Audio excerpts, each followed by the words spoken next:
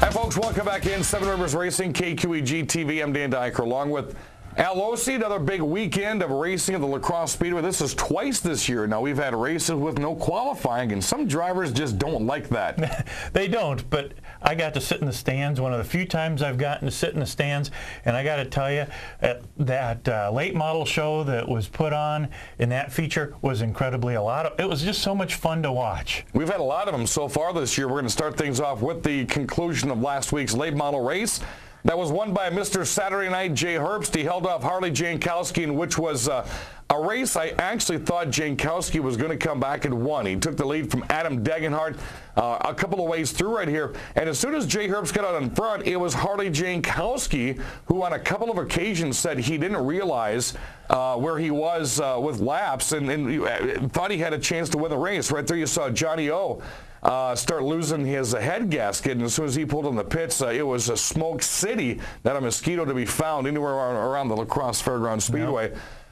Another win for Jay Herbst, but Harley Jankowski running the best race he's ever had at La Crosse in a late model. It was a lot of fun to see one of the young guys come up. Usually it's Cole Howland or Matt Henderson you talk about, but now we got to throw Harley in there.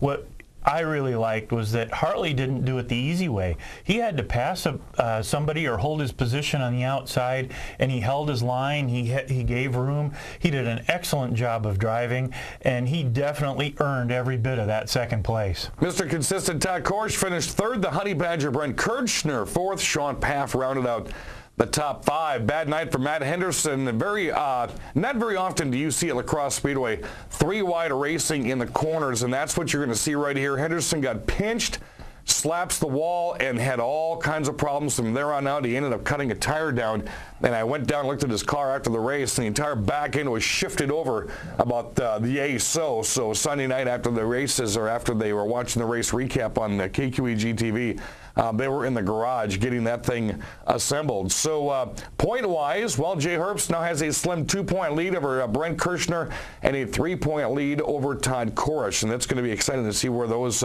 3 or 4 end up. Brad Powell was the point leader starting the night. He falls back to 5th after finishing 8th.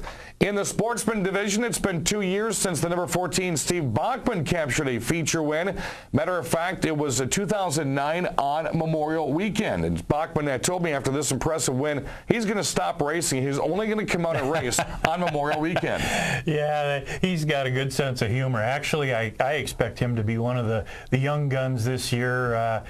He's definitely going to be one of the guys. Now that he's got a little momentum this early in the season, I could see him getting a lot of top threes this season. I'll tell you, the other one to watch for is Jack Litchheim. He took second in this race. He's going for Rookie of the Year. And close was Aaron Haas coming back, running a full season this year. That gave the back of the 17 everything he could during this entire race.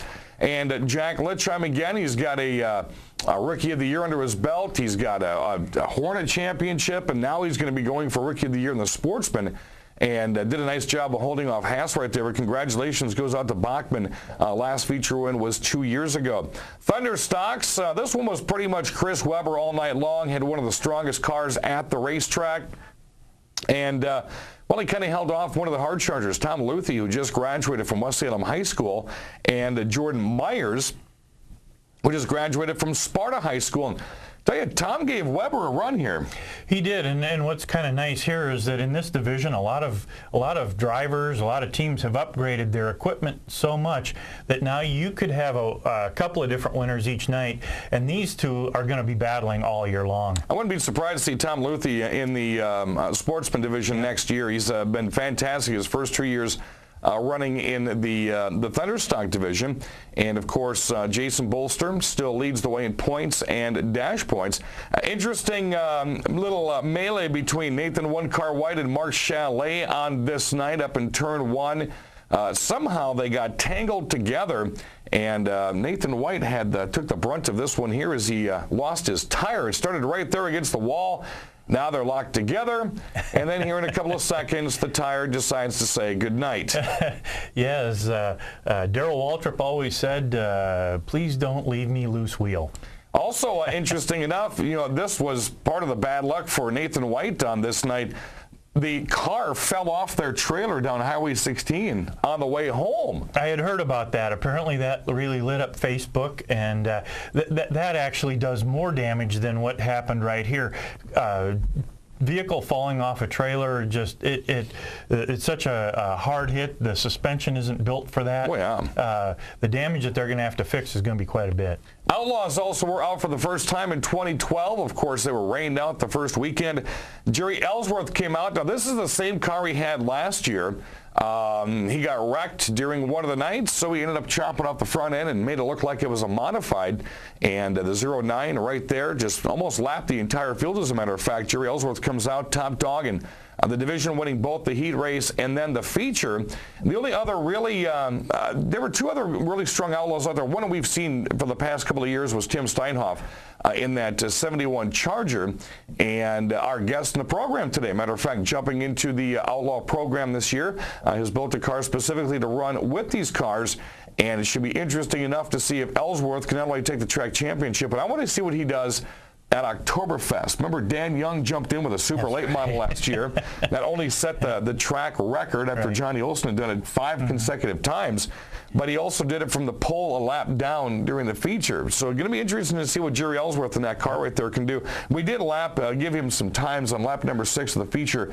He was running up at a 14.5. Track record is about a 13.9, so of course he wasn't too happy with that. No, but it's still early in the season. You give him a little bit of practice time, a few more race nights, and he can probably get that down. That's what racing's all about, though, getting your times down. Coming up this weekend at the Crosse Speedway, we have a special that may be a yearly occasion. The Mid-American Series will be coming to the La Crosse Speedway after this quick break. We're going to tell you more about that, some of the traveling stars you're going to see, and we're going to bring in our guests on the program today. That'll be Steve and Melissa Roche right here on Seven Rivers Racing, KQEG TV.